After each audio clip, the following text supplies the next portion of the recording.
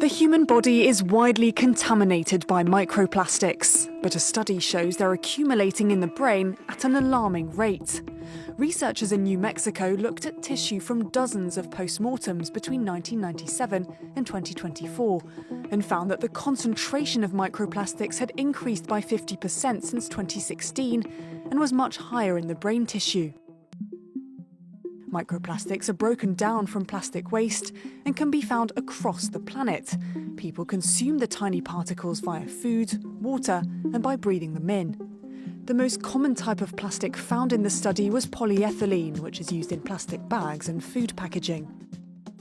Given the exponentially rising environmental presence of micro and nanoplastics, this data compels a much larger effort to understand whether they have a role in neurological disorders or other human health effects. A separate study published in 2024 found that the brains examined were made of 0.5% plastic, but the scientists haven't been able to determine whether microplastics are harmful to the human body. Recent studies are just beginning to suggest they could increase the risk of strokes and heart attacks, but researchers have expressed the need for caution when interpreting the results of these studies, which have so far been conducted on a very small scale. Breaking news this morning that a woman and a young girl have died in a house fire in Sydney's southwest. 4 other adults and 4 children escaped the property at Heckenberg when the blaze broke out this morning. A 36-year-old woman and a 6-year-old girl were found dead inside the home. A man and a young girl are fighting for life in hospital. The city of Luliang in northern Shanxi province is one of the many places in China where local authorities are offering incentives to lure couples into tying the knot. The 1,500 yuan reward, which is about $205, is part of official efforts to boost the country's population.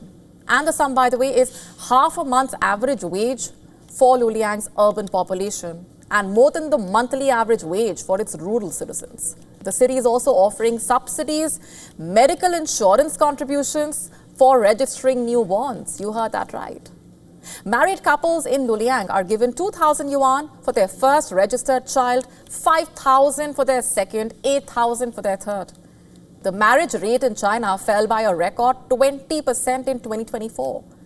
In fact, the country's population fell for the 3rd straight year in 2024. A record 20% plunge in marriages last year was the steepest decline ever recorded. Welcome back. Democratic lawmakers are sounding the alarm right now over the presence of Elon Musk's Department of Government Efficiency, or DOGE, around the IRS in the middle of tax season. DOGE is now requesting access to the tax records of millions of Americans, sparking concerns about the safety of taxpayer information. We're talking about things like your social security numbers and your bank account information. CBS News White House reporter Olivia Rinaldi is following all of this for us and joins us from our Washington bureau. Olivia, help us understand why DOGE would seek out this deeply personal information and how it's important to their goals. Yeah, good morning, Errol. Alarm is being raised about DOGE accessing this very sensitive material. It's part of the integrated data retrieval system within the IRS. And what it is it's the system that holds your bank account information, your social security number, the address in which you live at, all very sensitive material that goes into collecting taxes in the taxpayer system. According to the IRS, this system is a very secure system, and it's intended to add a layer of protection so that no one can just go into the IRS and access your sensitive information and material. Very few people have access to it. But what we do know is that the White House has given Elon Musk and DOGE access to this system. They say they are there looking for abuse, fraud, and inefficiencies.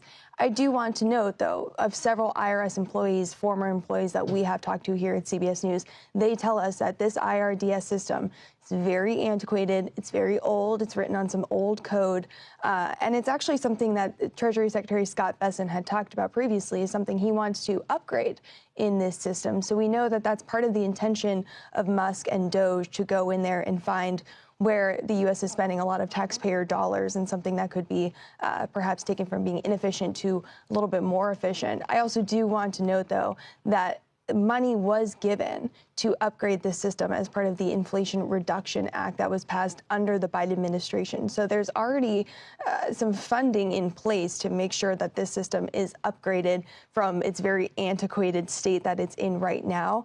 It's unclear what exactly Musk and Doge are going to do once they get in there and what inefficiencies and fraud they're actually looking for as part of the integrated data retrieval system. We'll be asking them specifically what they're doing with this sensitive material, though. And there have been so many questions about Elon Musk, this billionaire, his role in government and the power he has. I know that in a filing by the DOJ in the case of Musk versus New Mexico, we got some clarification on exactly his official role. Help us understand what it is. Right, Errol. So we know that Musk has been serving as what's called a special government employee. Essentially, they have a designation, but we're learning now that he's also being called a senior advisor to Trump. That's an important distinction. That gives him a little bit more access than perhaps he would as a special government employee. They also clarified, and I do want to note this was quite interesting, they said that Musk is not the Doge service administrator or an employee of the Doge service. And as someone who has been talking about Doge, it's notable that even the White House is saying that he's not exactly someone working for Doge. But they also say that this role that he is serving in is similar to something we had seen before with Anita Dunn during the Biden administration. She was someone who was a longtime aide of Biden's, then served as senior advisor to him throughout the White House, which gave her broader access to the White House, Oval Office, and to Biden himself. And that's something they say that Elon Musk is mimicking right now in this role. Yeah, not elected, but these people empowered by their proximity to the president. Olivia Rinaldi, great context. Thanks for joining us. The Trump administration is digging in for what could be a long legal fight over plans to reduce the size, scale, and cost of the federal government. At least 8 lawsuits have already been filed just on behalf of independent inspectors general who were removed from office after President Trump returned to the White House. Now the administration is asking the Supreme Court to step in and allow the president to fire the head of an independent federal agency tasked with protecting whistleblowers. More federal workers are expected to be fired in the days ahead. Thousands of new hires have been targeted across at least 20 agencies, including the Department of Veterans Affairs and the Department of Education. Many are probationary employees, so mostly new hires who are still in their trial period. The latest mass firings are part of Doge's continued efforts to cut government costs. Let's bring in CBS News White House reporter Willie James Inman, who is with us from West Palm Beach, Florida. Willie, what is the Office of the Special Counsel, and why does the president want the head of it to be removed? Hey there, Lindsay. Good to be with you. It's a great question because this is different than, say, the Special Counsel's office where Jack Smith was appointed. Of course, Jack Smith investigated the president on his retention of classified documents and election interference, or alleged election interference. This office essentially protects whistleblowers, those government employees that want to transmit information to the Office of the Special Counsel to look into wrongdoing in the government. And I also want to bring up for our viewers, or just say to our viewers, one of the primary missions, and we got this from the website of the agency, is to safeguard federal employees and applicants from prohibited personnel practices. Of course, it is guarded by a couple of different laws, including the Hatch Act. So this is clearly an office that is very important and key to federal employees being able to report wrongdoing. But the president here really wants to exert his executive authority. We saw that being the case with the firing of multiple inspectors general. The president here looking to do that, and with this case being at the Supreme Court, I'll note that Hampton Dillinger, who in this case is fighting against this, saying that he was fired basically without cause, saying that the White House has to give specific reasons as to why he should be fired and should lose his employment. He said that no problems with his job performance were described in the letter that was sent by the Trump administration to let him go or to fire him from his role. So we'll have to wait and see what happens at the Supreme Court. It's a holiday today. Perhaps it'll be on the official docket tomorrow, and we'll perhaps see a reaction from the Supreme Court then, Lindsay. Well, I have to be quick with you because we have so much ground to cover with you, but correct me if I'm wrong. Is there sort of a process before a case can go to the Supreme Court, or the president is just saying, let's just have them try and decide? I mean, they can decide not to take up the case and have lower courts rule first, right?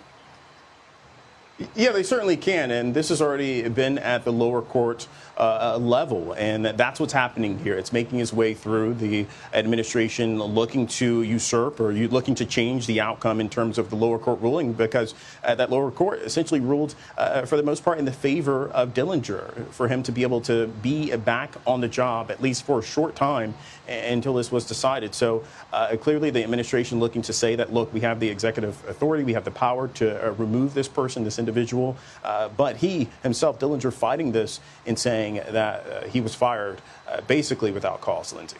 All right, let's talk about some more of the cuts that we're hearing about. We're hearing about the firing of hundreds of FAA employees, the Federal Aviation Administration. Of course, this is weeks after that tragic midair collision between a military helicopter and passenger jet near D.C. Today, we know that DOJ will be visiting the agency's command center. What is the president's plan for the FAA? Yeah, we know that DOJ is expected to talk with some of the employees at the FAA, most notably perhaps some air traffic controllers, to have a look at the type of equipment that they're using, what they like and what they don't like about the equipment. Now, people who are experts in this field of aviation will tell you that the FAA, the people who really just control and make sure that our skies are safe, are using some antiquated equipment, and that it is just years behind what is needed to upgrade that system. So that perhaps is in the works here with DOJ coming in, with Elon Musk, a billionaire, also a tech entrepreneur, being able to get in there and see what's going on there. We, of course, know that those cost-cutting measures have hit the FAA, as several other agencies have been affected as well. For the most part, we aren't hearing that air traffic controllers have been let go. We've heard the reports that there are some people behind the scenes that don't necessarily control the safety of the skies being let go. But still, nonetheless, it really does rattle many people across the country when you hear about some of these employees being let go. But specifically, when it comes to those air traffic controllers, they are, of course, essential employees. So we've seen that happen from other government agencies as well, whereas you have some hundreds or perhaps thousands affected, some essential employees are able to stay on the job and perhaps are accepted or excluded from that buyout offer, a separate offer from the Trump administration, Lindsay. Willie James. The Department of Education and Elon Musk's Department of Government Efficiency are warning state education agencies they might lose federal funding if they do not remove diversity, equity, and inclusion programs. The Department of Education's acting Assistant Secretary for Civil Rights, Craig Traynor, sent a letter Friday to the Departments of Education in all 50 states, notifying them they have 14 days to comply. The letter based its argument on the Supreme Court case where Harvard University was sued over its affirmative action policies, with the court ruling that using racial preferences in college admissions is illegal.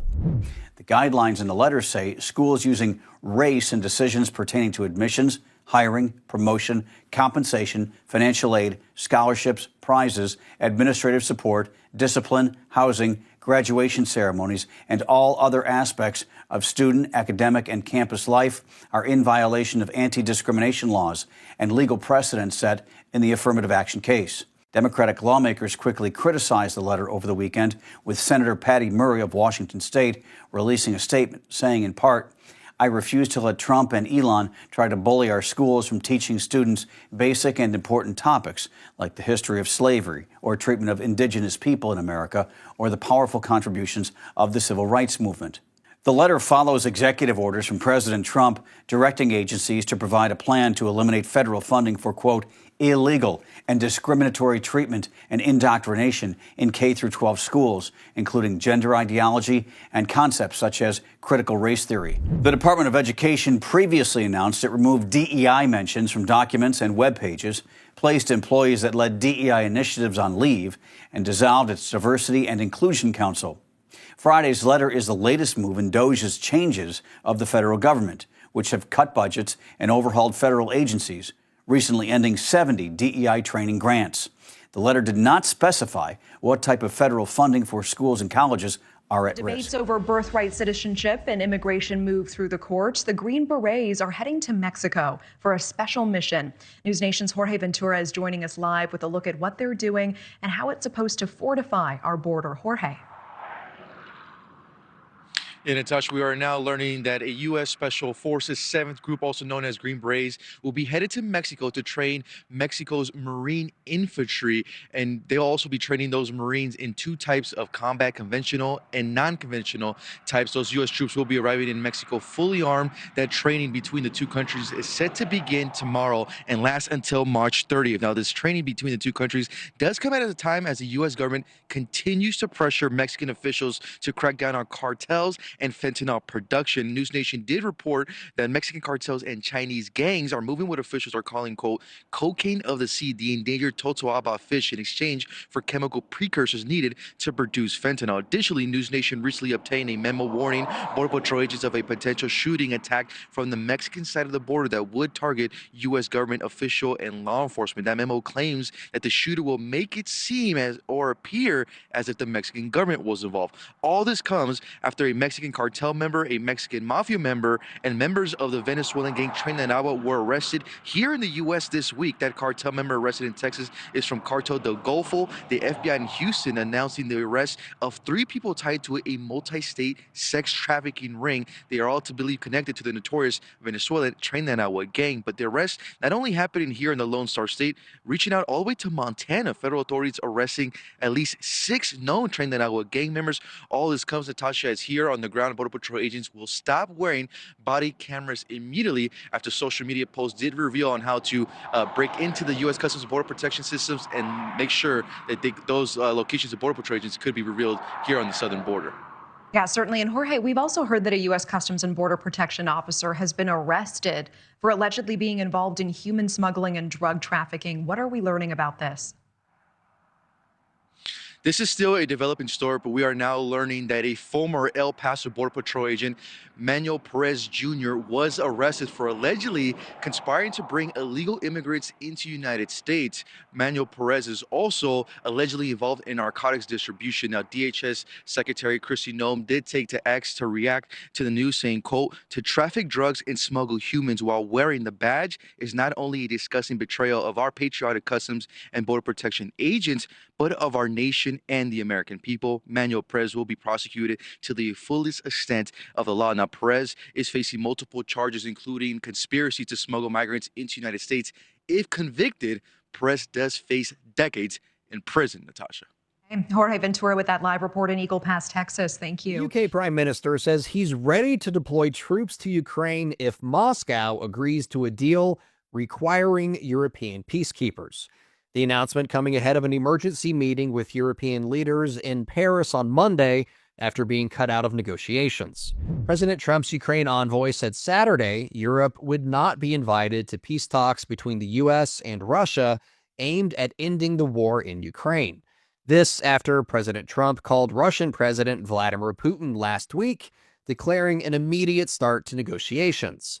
Trump criticized the European Union for not doing enough to support Ukraine, repeatedly urging the EU to increase its financial and military contributions to Ukraine's defense.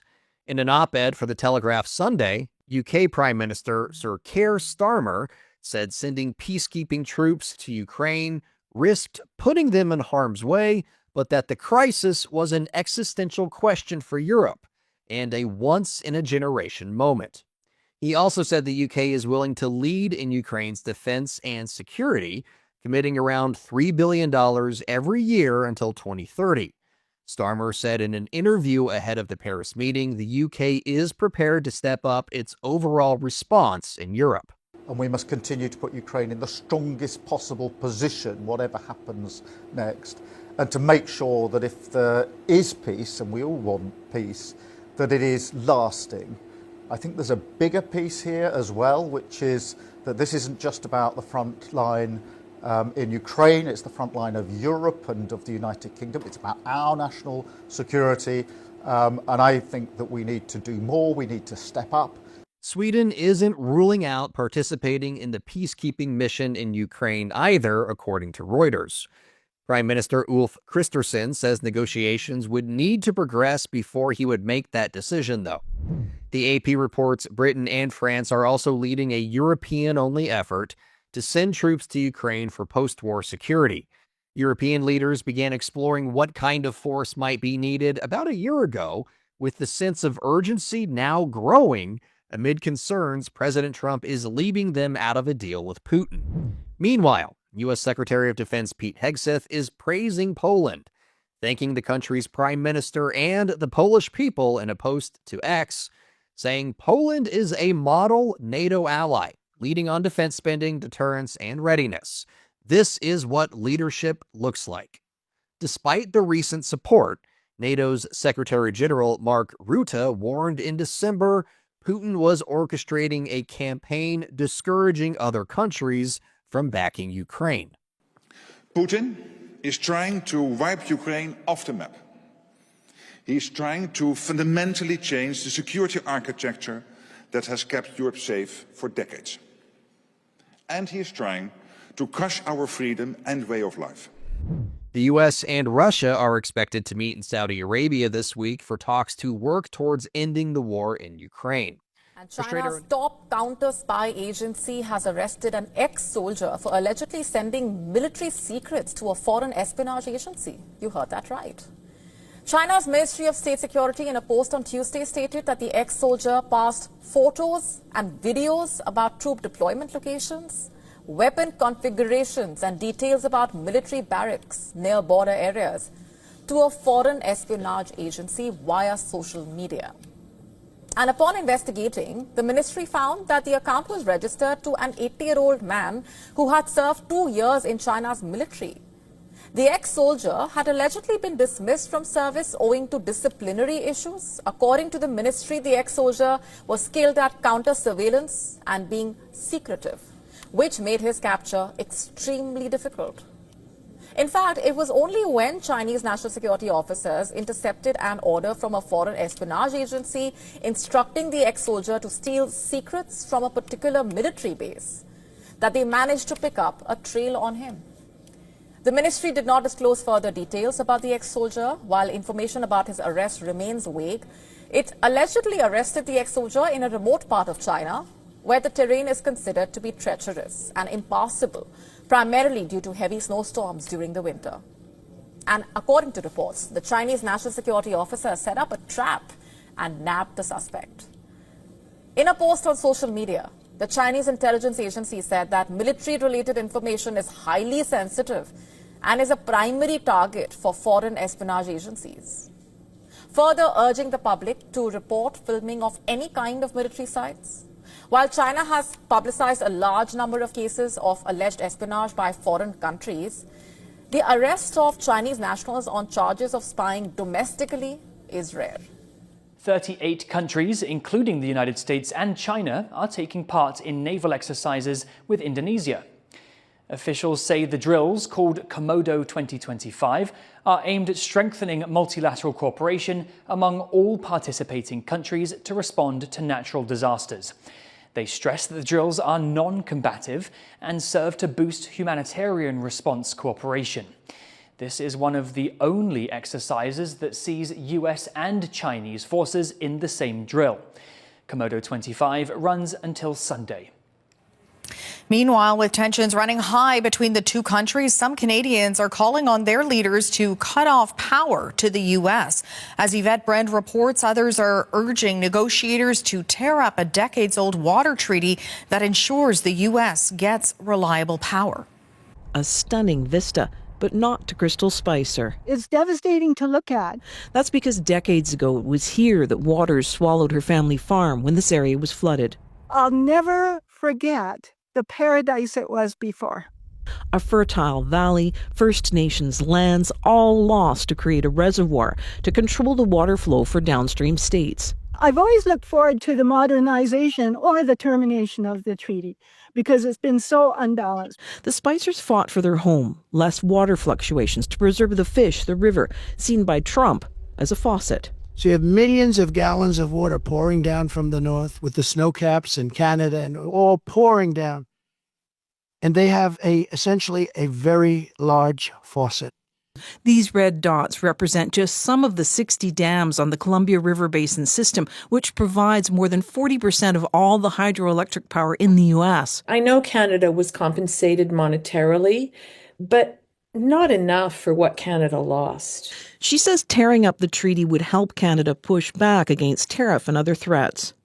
And if Canada really wants to play hardball, Canada can say, we're serving notice of termination. We're going to run this river exactly how we want to run this river. The BC minister in charge of treaty negotiations says the process would take 10 years and wouldn't help.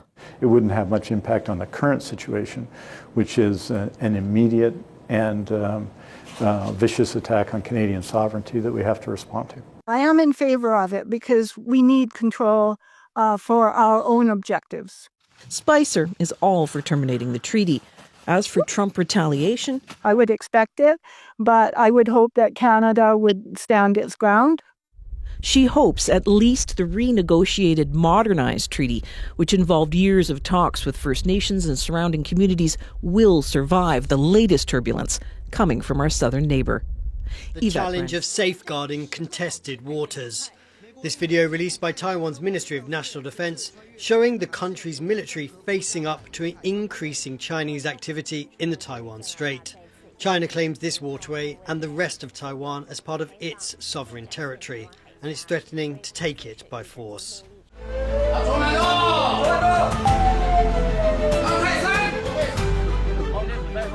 To counter this threat, Taiwan is arming itself, mainly with weapons from its biggest international backer, the United States. And now, according to news agency Reuters, Taipei is planning a new $10 billion purchase, including coastal defense cruise missiles and mobile rocket launcher systems. 关于路透社引述匿名人士的说明，本部这边不予评论。但是国防部每年均依据敌情的威胁来滚动式修调我们的武力兵力整建的计划，并且针对兵力整建的项目，我们会将军购、商售跟自制3个方式来筹获并审慎的评估。所以军购并不是唯一的管道。 Despite promising to boost defense spending, Taiwan President Lai Ching-te is under pressure to do more. New US President Donald Trump has accused Taiwan of taking its support for granted. So Lai is trying to show himself in Taiwan as serious about Taiwan's defense, about willing to help out U.S. industry, and what he's trying to avoid is this image that he is a free rider on the U.S. and that the U.S. Is just giving Taiwan benefits without anything returned. Lai is also facing a hostile political situation at home. Opposition parties have the majority in his country's legislature and have cut his government's budget, meaning he'll have to persuade his political adversaries if he is to make good on his commitment to Taiwan's self-defense. Karma Xu and Rick Lowett for Taiwan Plus. Let's move on to a different topic and talk about aged care, because I read something today that I was quite shocked to discover 60% of people in aged care facilities never get a visit from friends or family, which, as I'm rapidly approaching that age, Caleb, it got me thinking. Hey, you said it. Will Caleb Bond come and visit me when I'm in an aged care facility? Well, there's an aged care place in Paran in Melbourne which have come up with a novel way of trying to alleviate loneliness and isolation amongst aged care people. They have come up with a companion robot. Now, this robot apparently recognises people, understands emotions, we're told, and is able to make friends. And those in the aged care facility, you can see there, are said to be treating the robot as a grandchild. Now, if this trial is successful, the intention is to put similar robots in 22 aged care facilities around Melbourne. I watched a report on one of the commercial news stations, and as they came back to the newsreaders, they were laughing and saying, oh, this is amazing, this is fantastic. I've got to admit, Caroline, I felt kind of sad about it. Very sad. I felt Firstly, the same. that we would accept as okay that, 60% of elderly people never get a visit from family and friends, but it doesn't matter, because they've got a robot that they have befriended. And the thought that we would assuage our guilt for failing to take care of our parents and our grandparents because it's okay, they've got a humanoid, is a really sad thing, and I think an indictment on society. Second, I would hate to see this normalised, because when machines start becoming friends, what are we saying about ourselves? That we are mere machines, and I hate to break it to you, but we're not mere machines. I think it was Francis Bacon who said, We are akin to the beasts in our body, but if we're not akin to God in our spirit, we are wretched and miserable creatures. Sure, we're flesh and blood, we're a machine, but there's a ghost in the machine, and that makes us very different to everything else on the planet. And third, there's a danger that people might come to prefer artificial relationships to real ones. Microsoft have come up with AI for the purpose of romantic relationships. And in China, it's proving to be very popular as young people say, you know what, actual relationships are just too hard. But a pre-programmed bot that is programmed to love me and never break up with me, I would prefer that. I think this is just wrong on all kinds of levels. Look, I couldn't agree with you more. I was really sad to see that report, and I agree. I thought Channel 9 just treated it completely lightly. It was sort of like an end of the bulletin fluff piece about it, whereas I think the underlying message to it is how much we have let down our older generations. How is it that most people in nursing homes and aged care homes, 60% are not getting visits from anyone that they know, family or friends, and that they have to have a robot to provide companionship? And this is not going to be a one-off. They're apparently going to roll it out to 22 facilities across Melbourne, and no doubt it will go across the country. And sure, it looks cute, but there is no replacement for human connection. And I worry, James, we are already at that point. Everyone is glued to their phone. They're on social media. It replaces real connection for a lot of young people. TikTok, social media, and they're losing real life interpersonal skills, and they prefer to be on their phones even when they are in the company of other people. So I think we've already crossed that line, and it's only going to get worse. But I think it really speaks to our failure as a culture in a way that perhaps some other cultures, for example, Asian cultures, look after their elderly, and we just don't do that, and we don't have that sense of loyalty. I think this is the worst thing about it, because you can say, OK, there's a problem here. They don't have people coming to visit them, so they need some kind of interaction. OK, we'll give them an AI robot to do it. But we've already tried this experiment with younger people. And in fact, it's not as bad what we've done with younger people. We've given them all mobile phones and computers and whatever, and said you can talk to other human beings through that device, which is, of course, what everyone now does. But look at the rates of depression and anxiety and whatever that you can now find in young people. Their readiness to leave the house and go out and actually catch up with people is not what it used to be, particularly after the pandemic. There was a really interesting study that was done looking at young people, as in, teens and early 20s, and their drinking habits before and after COVID. And what they found was those who were heavy, quote-unquote, drinkers before COVID reduced their drinking during COVID, and that reduction in drinking continued after COVID, mostly because they'd stopped going out and catching up with their friends post-COVID. So this is what has happened. Young people are not going out anymore. They're glued to the device, and we know what that's done to their brains. And now we're saying, OK, they did that almost by choice, and we're going to foist this upon older people in an even worse version where there is no human interaction whatsoever. Sure, maybe it's slightly better than having nothing going on at all, but it's not a human connection. I mean, a lot of older people in particular will turn on the radio and listen to talkback radio because it is a certain level of human connection, because you can hear other people's voices and you can pick up the phone and call a talkback line and talk to another person. We're saying, OK, they don't have a person coming to visit them, so we're going to make sure they don't have any people coming to visit them. A robot can do it instead. That's even less incentive to go and visit people in a nursing home. When the woman who founded the company that created this robot boasted to the media, people see the robot as a grandchild, not as a robot, and that was a boast. I just thought that was an indictment, Kate. It is. I don't blame the company, though, or the people, or even, the people putting this robot in. I think the problem is at a cultural level and a community level that we're not looking after our older people.